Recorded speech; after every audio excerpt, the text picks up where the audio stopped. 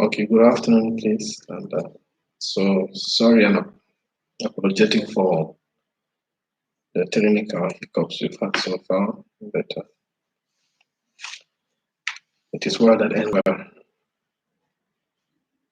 Okay, we were supposed to have a 2 hours class. We've spent almost the first 1 hour trying to find out how the next 1 hour would look like. So I hope you are keeping safe and catching up with other course materials during the course of the week, or probably maybe was it some days back. I did send two other materials, and so it's we try to go through it before we have the time to talk about it. And last week we had a great time trying to understand basic and fundamental concepts in body fluids, and we did discuss extensively, and we ended up discussing about water balance and disorders of water balance. Last week, somebody asked a very intelligible question, and while looking at that question, it occurred to me that every student should um, try to understand it. And I don't know who that was, but he or she did ask, does cold water quench thirst more than warm water? And, so that would be our first uh, assignment, or first brief assignment in the form of a quiz. And it shouldn't be more than a quarter of a page. And it would be submitted online on the forum on my website. So you just put your student number. Okay, that is all. It shouldn't be more than at most half a page. And so please don't copy and paste, because of course, as I'm going through, I'll be able to see your response with other responses, and you don't copy and paste. I'll be able to check for plagiarism. Okay, so the question is, does cold water quench thirst more than warm water, and why? Okay, so that is 5 marks. So today's a Tuesday, and so by Friday, everything being equal, we should have the responses. And I would not don't send anything to my email. Okay, it should be on the forum page, so you make sure you do that. So the question once again: does cold water quench thirst more than warm water, and why? Okay, so I'm expecting to see some physiology. Okay, and so you try to to answer the question.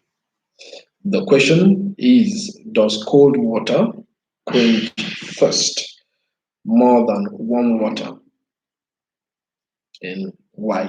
If so, why? If not, why? Okay, so that is the question. And last time I was talking with the class reps, and I wasn't quite happy about the participation. And if I combine both classes, we should be having something like 475 students or thereabout, 450, 475 students or thereabout. And but what I can find now is a participation of 90 something students. And I did mention last time that if I don't find 2/3 of the class participating in this lecture, I will not upload this video on the YouTube page. So it will be only a live lecture, and after that, nothing more. I won't upload it. So I'll be watching. If it doesn't reach, probably maybe they pleaded we need to be 250. If it doesn't, I won't I won't upload the picture. I won't upload the video. The purpose is not for me to churn information and give it to you at the for you to just sit somewhere. Some doing this is an effort to give a voice to the material. Okay, and I see somebody asked a question, and I'm sure Mutupa has responded. Does cold water quench thirst more than warm water? If so, why? And it maximum is half a page. Please, and don't send to my email.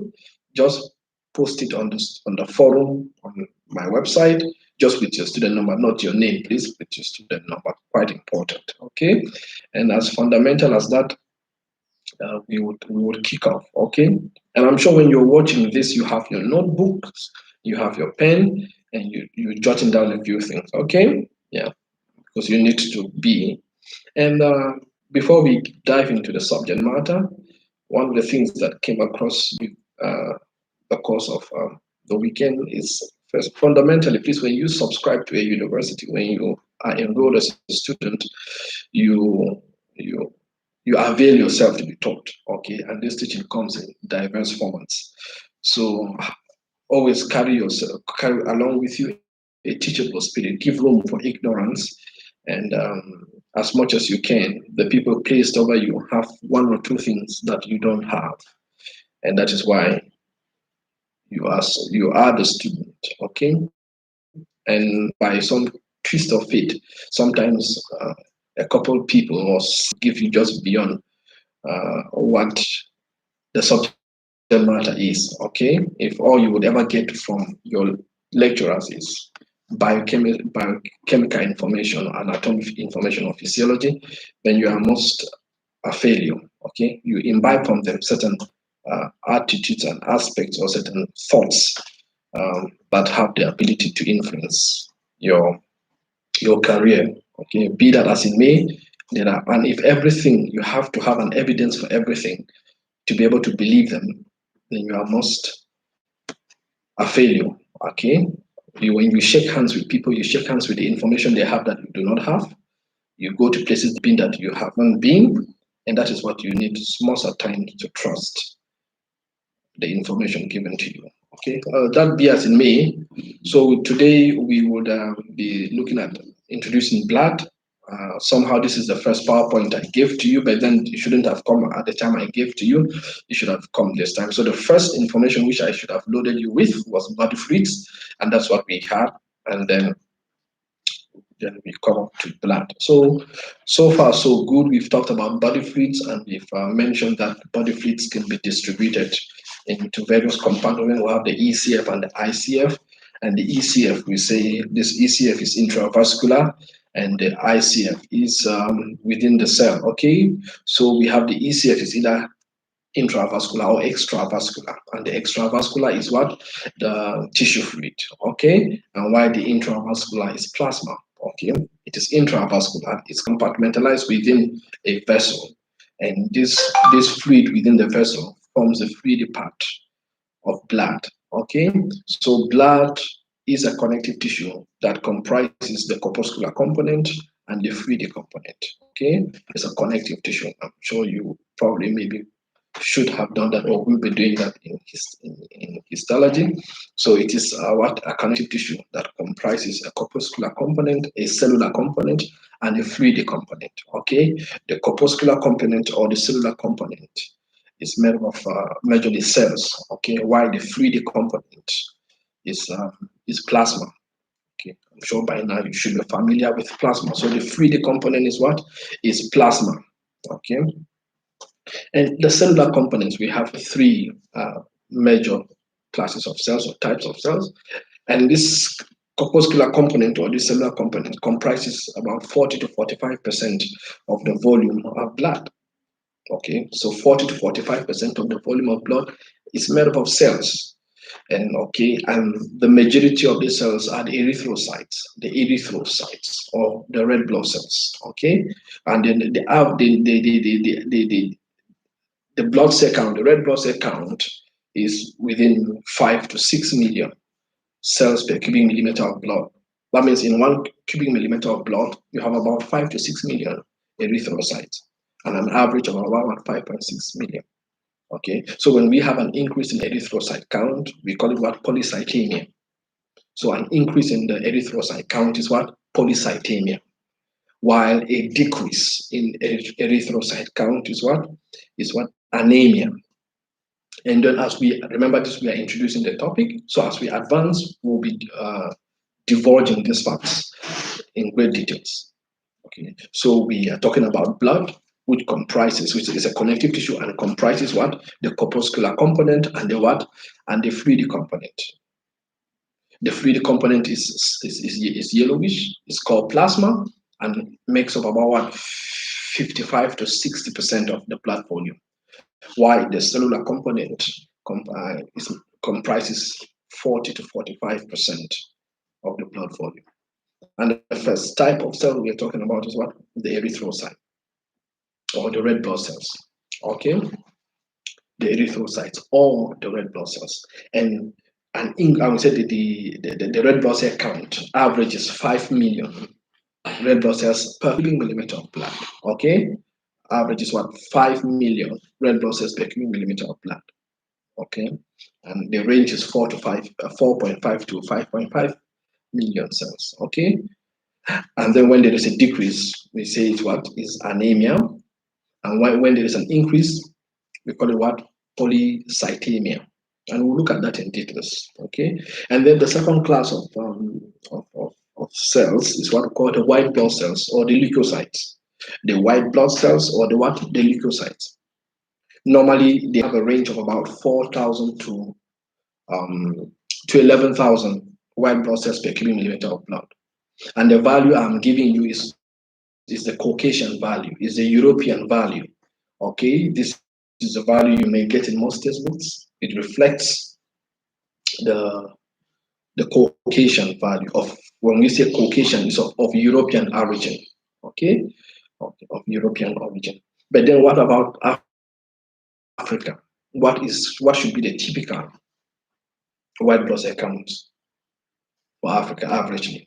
So the Caucasian is about 4,000 to 11,000, but for Africans, it's about 2,000 to 15,000 white blood cell count. The condition is called what? Leukopenia. Okay, there's what? Leukopenia. And when there is an increase in the white blood cell count, the condition is what? Leukocytosis. Okay, so we have what? Leukocytosis. Okay, leukocytosis. So don't forget. And then the next class of cells, we have what? The platelets or the thrombocytes. Okay, the platelets or the thrombocytes. Okay, they are normally, the range is what? 150,000 to 450,000 platelets per cubic millimeter of blood. Okay, so 150,000 to 450,000 platelets per cubic millimeter of blood. Okay, and so when we have a decrease, we call it thrombocytopenia. And when we have an increase, we call it what? Thrombocytosis. Okay, Gift Chiwe is asking what is the white cell count for blacks. I don't want to say for blacks, but of course for the African value, we would say from 2,000 to 15,000. Okay, 2,000 to 15,000 cells per cubic millimeter of blood. Okay, and we gave reasons that for 2,000 is as a result of what? Malnutrition, because we require nutrients for leukopoiesis, okay, for the formation of what? White blood cells. And then 15,000 infections, the increase of infections, okay, increase rate of what? Infections, okay. And then for thrombocytes, or what we call the platelets, which we would look at we will look at each of these cells in detail. So for platelets, we have 150,000 to 450,000 platelets per cubic millimeter of blood. Okay, and then when there is a decrease in the platelet, we call it what? Thrombocytopenia, and when there is an increase, we call it what? Thrombocytosis. Okay. Remember, we are trying just to give an introduction to the subject matter of blood. Okay, so we are doing this an introduction to blood physiology. We'll get into details and we'll take each of these cells and we'll expand on their functions and their role within the blood. Okay, So it's also in introducing, we mentioned that blood comprises the corpuscular component and the fluid component, and we said the corpuscular component comprises red blood cells, white blood cells, and what platelets.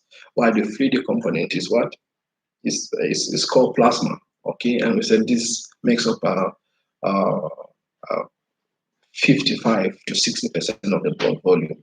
Okay, this makes up what 55 to 60% of the blood volume.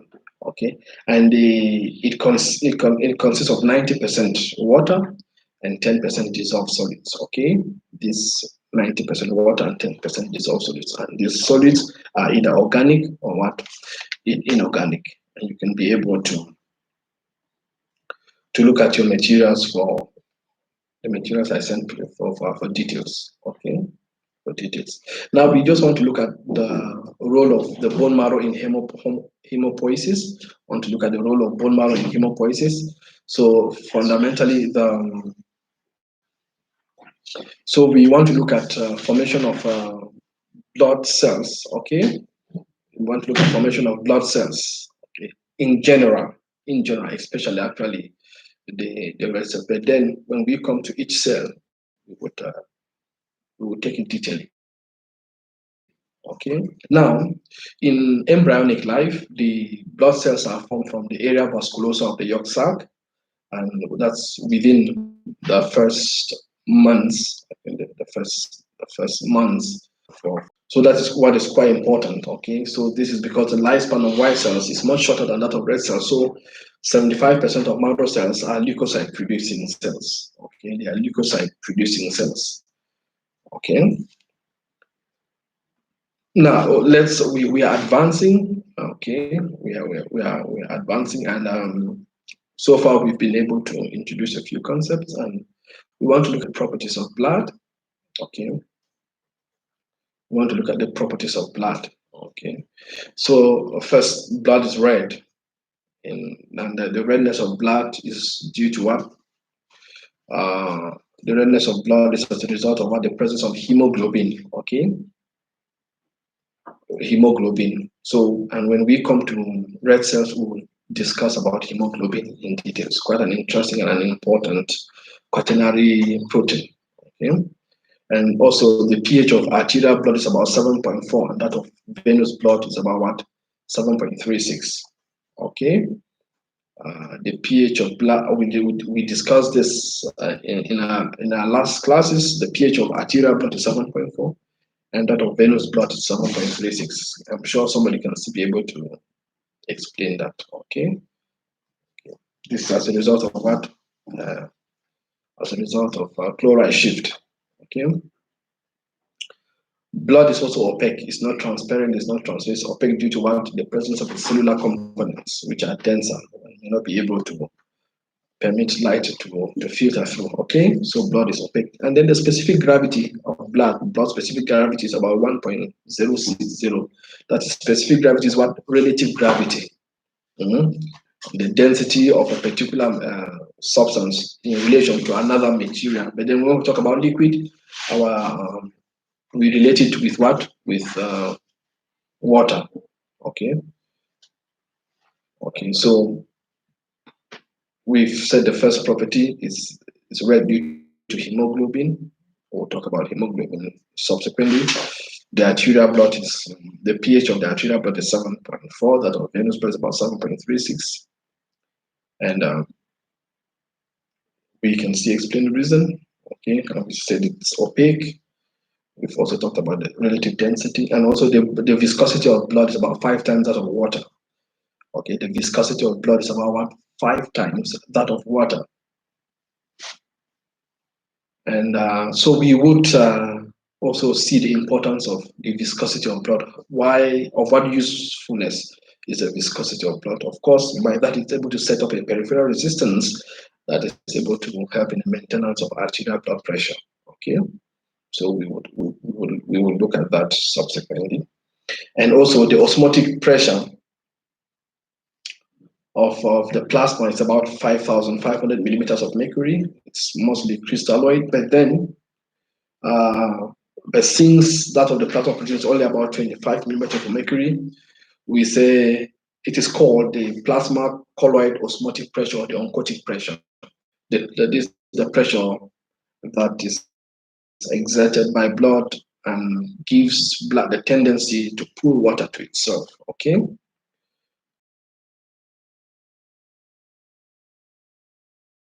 Of the presence of osmotic agents in blood. Okay. So we would say, of course, the general functions of blood is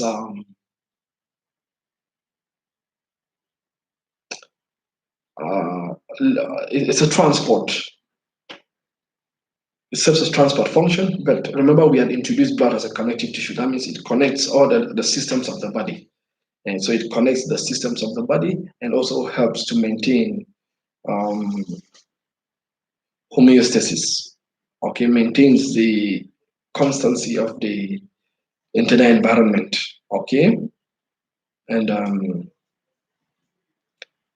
so it does this by performing a couple of functions. So its major function is transport. What does it transport?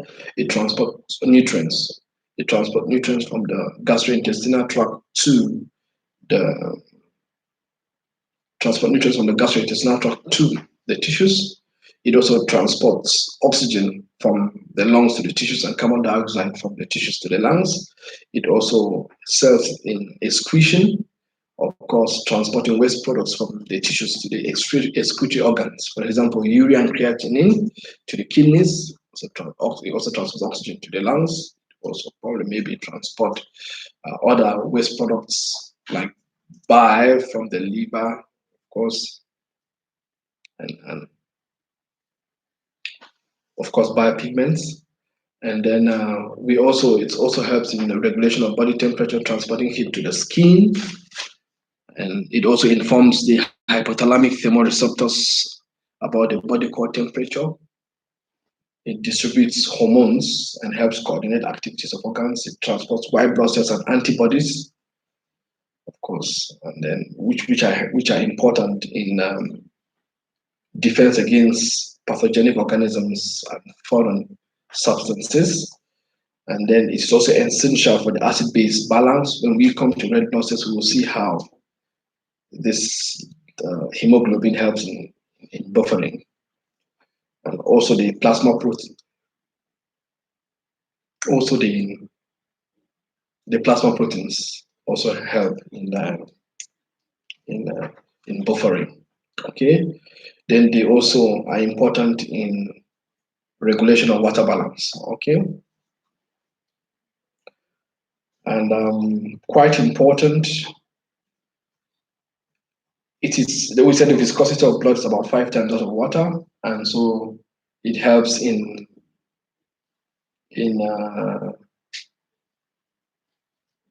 setting up peripheral resistance. It helps in setting up peripheral resistance, and this peripheral resistance is essential in maintaining the arterial blood pressure. Okay, present in the blood are also what clotting factors. Okay, and so they help in hemostasis. What is hemostasis? Hemostasis is maintaining blood in a fluid state.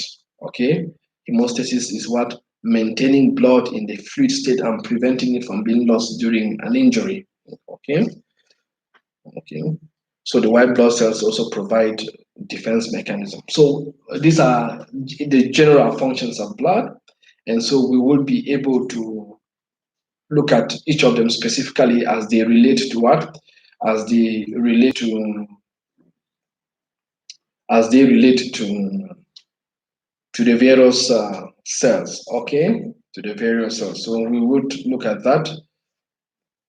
Now, somebody's asking me, why is the osmotic pressure of blood 5,500 millimeter, 5,500 millimeters of mercury? Of course, this is due to the presence of the crystalloids in the blood, the electrolytes, the glucose, the urea. So it has, these are osmotic agents, right? Yeah, but that due to plasma proteins is what is 25 millimeters of mercury. We'll talk about plasma proteins, if not today, on Friday. So it's what, 25 millimeters of mercury. Yeah. And somebody's asking, how does blood help in water balance? We would also look at, remember when we were talking about fluid shift from the ECF to the ICF, okay, and that is based on osmolarity, isn't it? So if you have the tonicity or the osmolarity is high, depending, if it's higher than in the ICF or lower than the ICF, it influences what? Uh, Fluid movement, okay? Okay, remember we mentioned that the movement of fluid from the distribution of fluid from one compartment to the other is in such a way that what the body osmolarity, the total body osmolarity and total body water should be what? Balanced, okay? Does that answer your question, Joseph?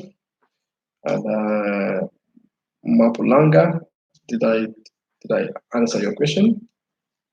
The next thing we would look at now, please, is hematocrit, okay? Hematocrit. Okay. What is hematocrit? Okay. What is hematocrit? Another word for it is packed cell volume. Okay. Of course, hematocrit is a ratio of the volume of erythrocytes to that of the whole blood. It's the percentage of blood that is made of what? Red blood cells. It is a ratio of the volume of erythrocytes to that of the whole blood. It is the percentage of blood that is made up of what? Red blood cells. Hematocrit is a fundamental blood parameter that you need to understand because you need it to calculate so many other things. Okay. When we come to red blood cells, we talk about blood indices. And for you to be able to calculate these blood indices, you will need to what? To understand hematocrit. Okay. So I want you to know what is the definition of hematocrit, how is it measured, okay, and what are its physiological variations. Okay. What are its physiological variations? Okay. So what is hematocrit again? We said what? It's the volume, or is a percentage of blood that is made of what? Red cells. It is a ratio of the volume of erythrocytes to that of the whole blood. Okay.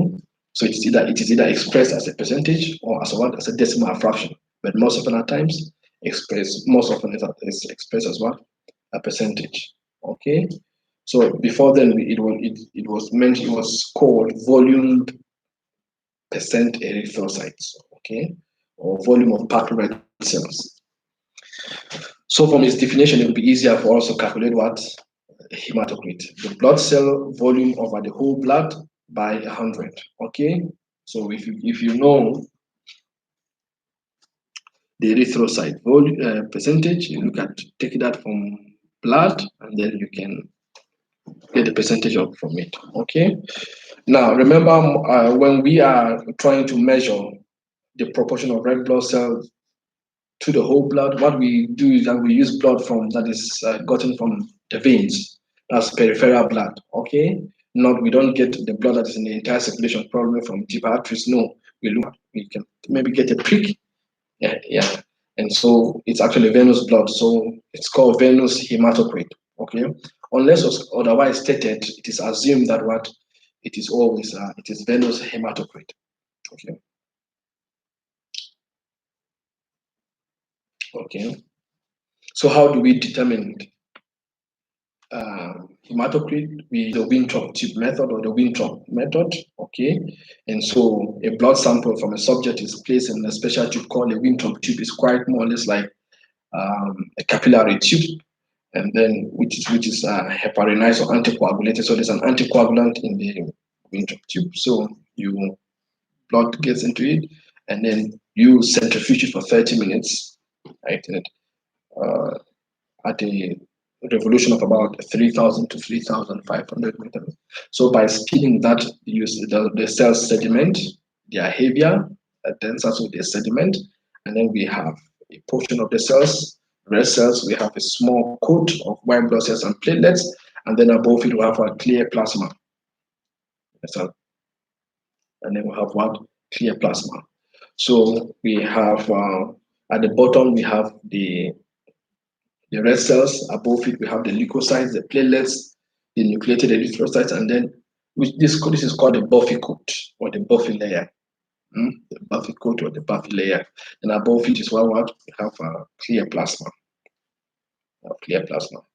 So if you look at the PowerPoint I gave you, you'll be able to understand that And there's a diagram which I showed to you about the normal blood, the blood that has a hematocrit that is lower, and that has a hematocrit value that is what?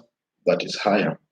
Okay, so for males, it's either it's about 42 to 52%, and then for females about 37 to 47%. For infants, it's about close, is it 60 to 80%, so to speak. Okay, and we'll say, and I'll explain why. Because infants, the red cell count for newborns, actually for newborns, is high. Okay, when we come to red blood cells, we'll discuss that in details. Okay,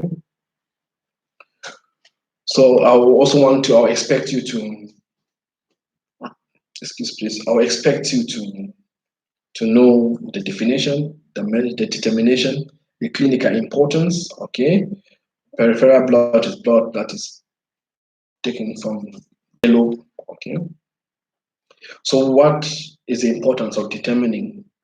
It also gives us this like mean corpuscular volume, mean corpuscular hemoglobin, mean corpuscular hemoglobin concentration. We will look at this, and they are important. These are hematological indices that are determined and are required of in the hospital, and they are indicative of underlying pathologies. Okay, so these are things we would come to when we come to red blood cells. Okay, so the first thing is it gives us a rough estimation of the number and the concentration, or the volume and the concentration of erythrocytes is also used in the estimation of or calculation of blood indices. We can also use it to screen. It's a simple screening test for anemia, but it's not diagnostic of anemia. Please, it's um, it's a screening test for anemia. It gives us an idea. We can also use it to estimate blood volume. We can also use it to measure renal blood flow, and then the Buffy coat, which I mentioned, can also be used to be able to detect infection. You understand? We can use it for detection of malaria or other blood parasites.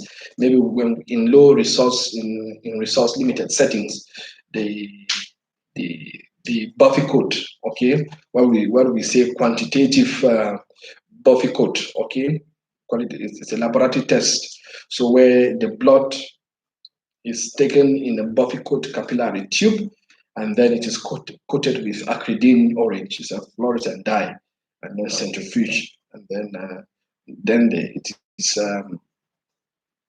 the fluorescing parasites, because it has been, we have added acridine orange, can now be observed under an ultraviolet light. Okay, and so this test is actually quite more sensitive than the conventional thick smear that is often done, and this can also be used in situations where we have where we have limited resources. Okay, so you can look at that. Then we have other ways of the methods of determining hematocrit. So there are many methods I mentioned there for just for understanding. So you can go through them. And what are the factors that affect hematocrit? And remember, these hematocrit is affected by changes in the red cell volume relative to plasma. Okay, remember it's about a proportion, okay, of the red cell volume relative to plasma. So you have a possibility, because if you lose more plasma, you have if you lose plasma, you have more red cells. So it's not more red cell, but the proportion of red cell relative to plasma will be high. So it is a relative estimation. It's a relative estimation. Okay, so if, for example, if you have diarrhea or vomiting or excessive sweating, or you stay for a long time without drinking water, you understand? So it can affect your hematocrit. Remember, what is hematocrit? Okay, what is hematocrit? Or you always could go back to your definition, and then you can be able to understand. And you keep your discussion within context. Okay, so what are the factors that will affect hematocrit? So hematocrit is increased in what? In polycythemia. What did we say was polycythemia? The physiological condition in which there's an increased production of what? Of red cells. Okay, this erythrocytosis. So we have increased polycythemia. And we also have it in cases of hemoconcentration. By hemoconcentration, you have a situation where Either you've lost body fluids, okay, to excessive sweating, to dehydration by either not drinking water or vomiting or diarrhea. So you have lost ECF, okay, you have lost body fluid, okay, and probably maybe due to fluid shift, there would be hemoconcentration, okay, so you have more red cells than the plasma, okay. So hematocrit is decreased in issues of what? Of anemia. When you have anemia, okay, the red cell count is low. That means you have your hematocrit would what? Would decrease. And for example, you also have overhydratation. You've drunk a lot of water. There will be hemodilution. That means your red cells will be diluted in a large volume of plasma. And so if you take the hematocrit, the percentage of red cells in respect to, to total blood volume, it may decrease. Okay, we could blood cells to to the blood vessels, especially at bifurcations, all on one. Okay, so if you look at it, there will be skimming. So blood cells will be sticking to the what the blood vessels, especially on larger arteries. So and we also have a chloride shift. We've mentioned that how chloride shift influences hematocrit. Okay, and remember, don't forget that an increase in hematocrit is a relative increase. Okay, does not actually involve an increase in the red cell mass. Remember, our pressure could be increased due to what? Dehydration and endosplenic contraction. By splenic contraction, remember much of blood is stored in the spleen. Okay, we look at it almost surely. Blood is stored in the spleen. Okay, and so during issues of hemorrhage, acute hemorrhage, where blood has to be the blood volume has to be maintained, there will be contraction of the spleen, and what blood would be released, more blood would be released into the circulation. So then you could also have a relative increase in what? In hematocrit. Okay, and this occurs during excitement or exercise or during a hemorrhage. Okay, so and then we mentioned that the hematocrit decreases as in anemia, and the anemia could be as a result of loss of erythrocytes, increased destruction of erythrocytes, or low production of erythrocytes. So you could have loss of erythrocytes, for example, in hemorrhage, you have increased destruction. Okay, for example, like in erythroblastosis fetalis, or you could have low production. For example, if you have a pancytopenia, or you could have a suppression of the bone marrow from producing blood cells. Okay, or in case of that, okay, or in case of leukemia and things like that, okay. So we will look at them in details as we proceed, okay. Remember, we are still introducing the concepts, okay. We are still introducing the concepts. This is just merely introduction, okay.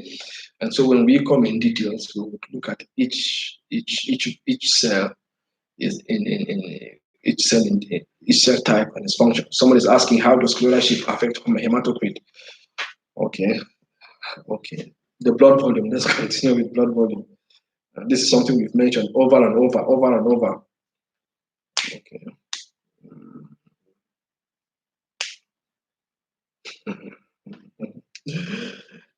Someone is asking how when you drink too much water, how does plasma volume increase?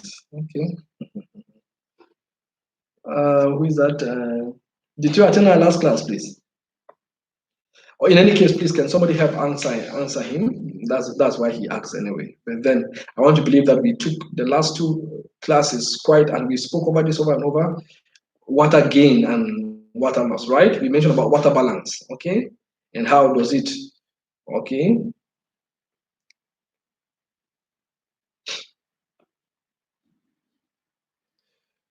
Now, it gives us it gives the impression that the concept of total body water. What is total body water? This, even the water you drink inside, where does it go to? It goes to your body and forms part of the total body water. But then, which part of it? First, of course, and this total body water is differentiated into ECF and ICF. Blood volume or blood, the water, the liquid part of blood is ECF. That's plasma. So when you drink water, it gets into your blood. And how does it get by the various processes? Of course, by osmosis. And so this is something we've discussed, and I don't think we should have to go about it again. And hematocrit, how does chloride shift affect hematocrit? We were able to explain that over and over, and I think I was generous enough not to delete the video, so please you can go back and look at the video, okay? Go back and look at the video. Okay, so what are the factors affecting hematocrit? So the first thing, if in increased state, what are the things that make it to increase? Of course, polycythemia. Okay, polycythemia can make it to increase, and we'll also have hemo concentration. For example, dehydration. If you are dehydrated, you've lost. That means when you are dehydrated, you are losing your ECF. You are not losing the ICF. You're losing the ECF. Okay, you are losing the ECF. Okay, so what happens then is there's a concentration of the red cells. Okay, and we have it is decreasing anemia and hemodilution. We also have it in plasma skimming and chloride shift. And we've mentioned the issues that will bring about a relative increase during splenic contraction, where the spleen contracts and releases red cells into the general circulation. So let's go to blood volume. Now, so, so the blood volume, of course, we talk about that's the volume of blood. The blood volume, which comprises the red cells and the fluid, is normally about 8% of your body weight. So if you can remember your body weight, then 8% of it, 8% of your body weight will be what is an approximation of what your blood volume is, or 80 mils per kilogram. So if you are 70 kg, multiply it by 80 mils, you get your value in mils, okay? And the total blood volume is about 5 to 6 liters, okay? It's about 5 to 6 liters, okay? But the value is quite less in females as well as in obese individuals, okay? And the blood volume varies physiologically, okay? The blood volume could increase, for example, in pregnancy. Please listen carefully. The blood volume could increase in pregnancy due to an increase in plasma volume. It could increase in high altitudes due to increase in red cell count as a result of hypoxia. It increases in following muscular exercise as a result of what? Contraction of the spleen, and the hypoxia that is encountered due to blood cell formation, and then it could also increase pathologically by what we call polycythemia. Okay, Mwape is asking, is polycythemia pathologic or physiologic? It's both, okay? We'll look at that, okay? It's both pathologic and it's both physiologic. So when we come to red cells, we'll look at these issues of physiologic polycythemia, or what pathologic, when it's pathological polycythemia rubra vera, okay? Okay, Godfrey has said polycythemia is both, okay, which is correct.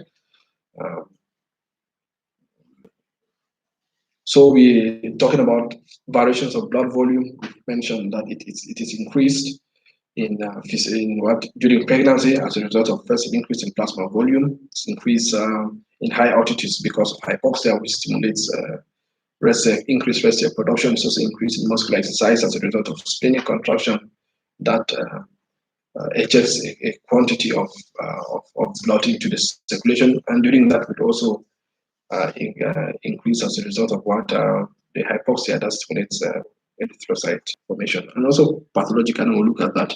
And then on the other hand, it is decreased in issues of what? Anemia, dehydration, and what? Hemorrhage, okay? So we have that. Then how do we measure blood volume? How do we measure the blood volume? Remember, we had discussed that last week when we measured it by the indicator dilution principle, where a known amount of an indicator, a dye, is injected into the circulation and then allowed to equilibrate, and small amounts of it are aspirated until there's a steady state concentration. Then from that, we can be able to calculate the volume. Okay, volume. And then for us to calculate the blood volume, we may not need to take the whole blood out of the body to calculate. If we know the hematocrit and another parameter, we could be able to calculate the blood volume. Okay, so one of them is for us to calculate the plasma volume. Okay, and we last week we also mentioned how to estimate the plasma volume using what? A Barnes blue dye. Okay, or we can use what? Radioactive or radioisotope albumin. Okay, so we can be able to use that and measure the blood volume. Okay, and we've talked about that with C, and then I also did mention to you last week about the characteristics of a dye that should be used in measuring what? The plasma volume. Okay. Well, one thing which I want to focus on, that should be the last thing before we shut off for today, is the regulation of blood volume. Okay. How is the blood volume regulated? How is blood volume regulated? So blood volume is regulated by either we regulate the cells or we regulate the plasma volume. Okay. Blood volume, remember the blood is made of what? The cells and what? The fluid part.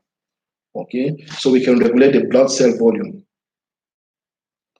And so the regulation of the red blood cell volume is particularly important in maintaining the total blood volume content because of their much greater number. Okay.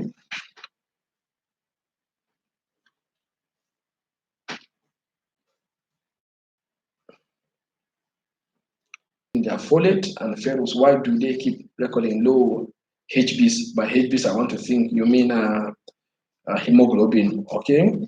Now, the first thing which you have to understand that at that particular point in time, there is a developing fetus that takes all its nutrients for its own blood cell formation from the mother. So there's a need for supplementation of folate and ferrous. When we come to red blood cells, we will discuss the role of folate and what? And ferrous. Okay. Now, but blood volume, remember too, we have an increase in plasma volume. So actually, there's a tendency that pregnant mothers can develop what we call anemia, which is what we call physiological anemia. By physiological anemia, it's not necessarily because their red cells are low, but because the proportion of their red cell to the is small because there's a large plasma volume. So we call it physiological anemia due to what? Hemodilution. Okay, due to hemodilution. Okay, so she said, yet really, despite the expectant mothers taking their folate and ferrous, why do they keep recording? No, not all of them do record low HBs. There's a tendency that they could record low HBs if their folate and their ferrous is not enough to meet the demands of the fetus, because remember it's a developing fetus. Okay, and so I think that is quite important for you to note. What's the name? Is it Tawina? I hope I was able to address that. Okay, so we can regulate the blood volume by regulating either the red cell volume or what? The plasma volume. So in cases of a sudden loss, what happens? Now, there are two things. We have a rapid compensatory mechanism and we have what? A slow compensatory mechanism. For a rapid compensatory mechanism, there is a what? Splenic contraction. Okay, there is what? Splenic contraction. The spleen contract, the smooth muscles of that are within the capsule of the spleen, they contract and eject blood into the general circulation, by that increasing the blood volume. Then this is a rapid mechanism, rapid compensatory mechanism. But for a slow compensatory mechanism, as a result of acute hemorrhage, there is what? Hypoxia. Okay, this hypoxia will stimulate would increase the rate of erythropoiesis from the bone marrow. And when we come to red blood cells, we will talk about erythro in detail. Okay, this hypoxia will stimulate the kidneys to produce erythropoietin, a hormone that is responsible for increasing the rate of erythropoiesis. Okay, so to to to regulate blood volume, we regulate the blood cell volume or what? The plasma volume. And in regulating the blood cell volume, we have a rapid compensatory mechanism and a slow compensatory mechanism. Okay, and then for us to regulate the plasma, we have two mechanisms. Both, one is rapid, the other one is slow. So we have regulating the water balance and the fluid exchange. The water balance is rapid, okay, because we regulate the water balance and the fluid exchange. So the first thing, if there is, in case of problem, maybe hemorrhage or dehydration, the first thing in regulating the water balance, we have the fluid shift, which is quick. Remember, if you are dehydrated, if you've lost fluid, you might have a hyperosmolarity of your ECF, and then there will be fluid shift from the ICF and the tissues into the blood. Okay, there will be fluid shift. That's rapid, but the slow is the one of what you drinking water. Okay, which I think somebody asked that question earlier on. I think so. The water balance, which depends on water gain and water loss. Okay, so it's actually a slow mechanism and takes and occurs over time. Okay, and remember we talked about the fluid shift, and I don't think I'll be able to go over it again. We talked about the hydrostatic pressures. We had talked about the oncotic pressures, the hydrostatic pressure in the capillaries and the hydrostatic pressure in the interstitium, the oncotic pressure in the capillaries and the oncotic pressures in the interstitium. Okay, so please you can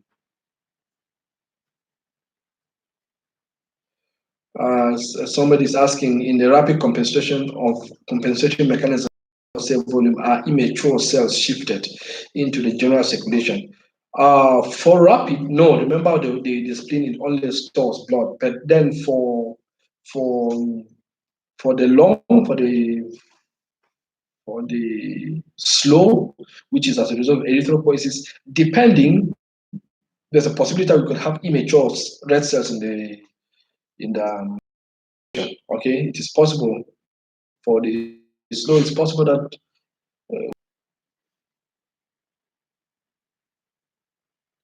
okay. So I think, does that answer your question, Naomi? Okay, I think that should measure it clinic, not in the lab, is to get the reticulocyte count. Okay, is to get what the reticulocyte count. Okay, as I mentioned that I won't go over again the issue of free shift. We've mentioned that over and over, and it suffices that you go through that, and that would be, that will be that for now. Okay. So this is what we've done today. I expected that, I thought we'll be able to go far today, but I don't want to start with the plasma proteins. Okay. Uh, I don't want to start with the plasma proteins. Okay.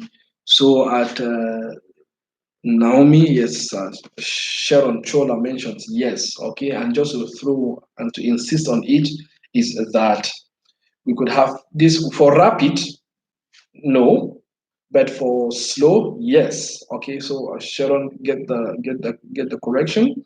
So for rapid, yes, because remember you are bringing blood cells from the spleen. The spleen stores. Okay, the spleen stores it. Okay. Now, but then for the slow, you are looking at the issue of erythropoiesis.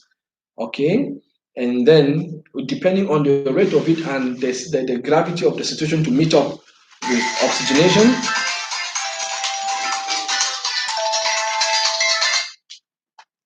So to meet up with oxygenation, it is possible that we need you could have immature red cells reaching the circulation. Okay, and I mentioned to you we have what reticulocytes. Okay, so we could assess this by getting what the reticulocyte count. Okay.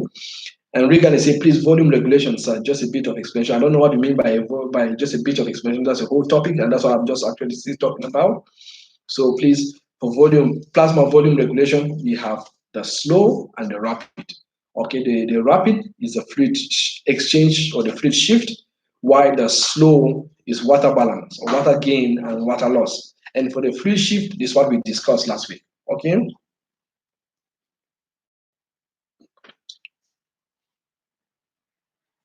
Okay, so we'll keep it at this point, and we started by me giving you an assignment, and the network is actually having an issue. But just to remind you of that assignment,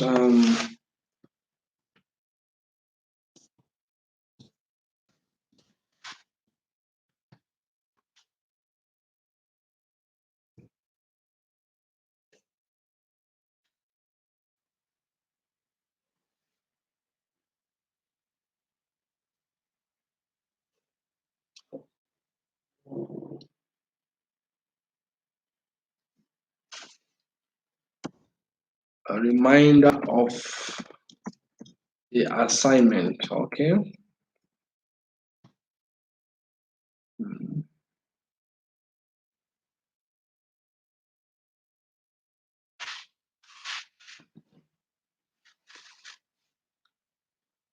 So